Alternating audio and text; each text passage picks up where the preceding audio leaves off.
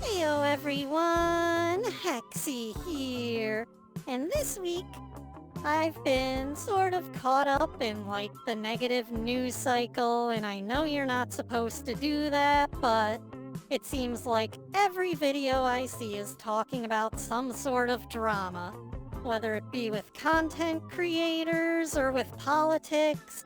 And I just wanted to bring sort of a positive, uplifting message to you guys. Maybe brighten your day, or be the fire under your ass to get you to get up and chase your dreams. Not that I wish to imply that you're being lazy or anything. Now this is a little excerpt from Build Your Own Metalworking Shop from Scrap by David J. Gingery. He starts by saying, "When someone asked me for a biographical sketch, I was a bit confused and embarrassed, so I answered lightly. Most of my life was spent in trying to figure out how to do a $50 project for 50 cents. And the remainder of my time was spent in trying to scrounge up the 50 cents. No doubt, many of us identify with this statement. Although mildly amusing, it is painfully true. Few of us can produce the ready cash for those projects that may very well mean more to the inner person than it does with that which we do for a daily living. The result is that we learn to do the impossible by the most improbable means, but the resulting success is rewarding beyond measure. That lack of cash that presents itself as an obstacle is really only the medium of exchange for those items of material and equipment that we think we need. Actually, a lot of apparent obstacles hold us back. But the lack of ready cash is the easiest obstacle to recognize and to discuss. As a result, there's often too much discussion and too little practical work being done. What is really needed is to put the whole matter into perspective so that apparent obstacles can be put aside and we can get on with the business at hand. You'll note that I said we think we need and apparent obstacles. It is interesting to note that most of our best ideas meet with opposition in our own minds as quickly as we conceive them. The objections we raise usually seem so reasonable that much of what we might do never actually gets done. If you don't want to do a project, just write down the first dozen or so thoughts that come to your mind, and you'll have at least a half dozen good excuses not to do it. If that doesn't do the trick, just toss the idea to an expert, and they will happily kill it for you. If you really want to do something, though, it is most likely that you will find it does not really cost very much and is not nearly as technical or dangerous as the established experts would have you believe. Now, I don't mean you should just throw caution to the wind and just light a match or throw a switch and see what happens. There is never a need to proceed foolishly in blind ignorance. Acquiring knowledge is a straightforward process, and so is the development of manual skill. You can know what others know, and you can do what they do. Your level of performance is determined by a combination of opportunity, energy expended, and the available resources.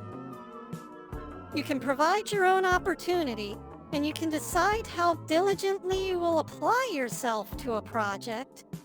So we deal with the problems of resources, which is no small matter if you're a bird with 50 cents and you need $50 worth of stuff. Nevertheless, it can be done, so let's get with it while we're young and eager. So yeah, what Mr. Gingery's saying is true. We should get to work while we can. But it's important to weigh your options and to know your limitations but also to put forth your best effort, put your best foot forward, dedicate yourself to your work, and you'll see results. I've brought up the little Venn diagram here of workflow. And I just wanted to point out some of the intersections, because this is all very important for your workflow balance.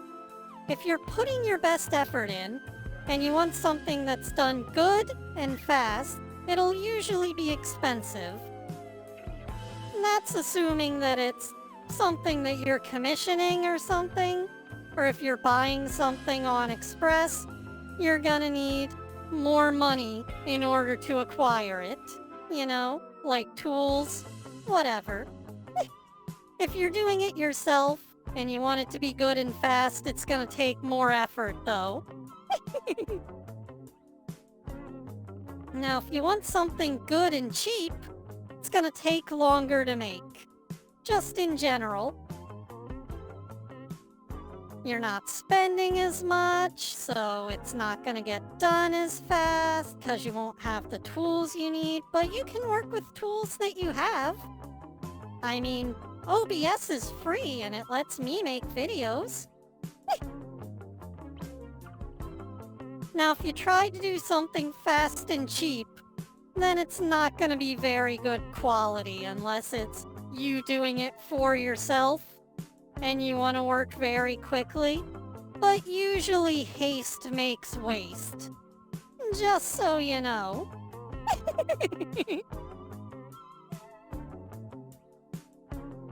And then if you want all three, either you do the job yourself, or you're dreaming. So you gotta pick one of the three workflows that works best for your project. And if none of these apply, then you can completely discard this part of the video. But I figured that I'd give you some tips to help you along on your little creative ventures. At any rate, guys, I've got my eyes up looking towards a hopeful future. And it's my hope that this little message can uplift you as well, to make what you're passionate about and spur you on to follow your own dreams. With all the division in the world, it's time to work together and help each other in unison, rather than sowing hatred and being divisive. Cheer up and have a nice day, y'all. At any rate, guys, that's all I've got time for this week. Ciao for now, and Hexi out.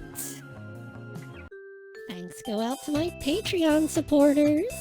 Your donations mean the world to me, and I thank you for supporting my future endeavors.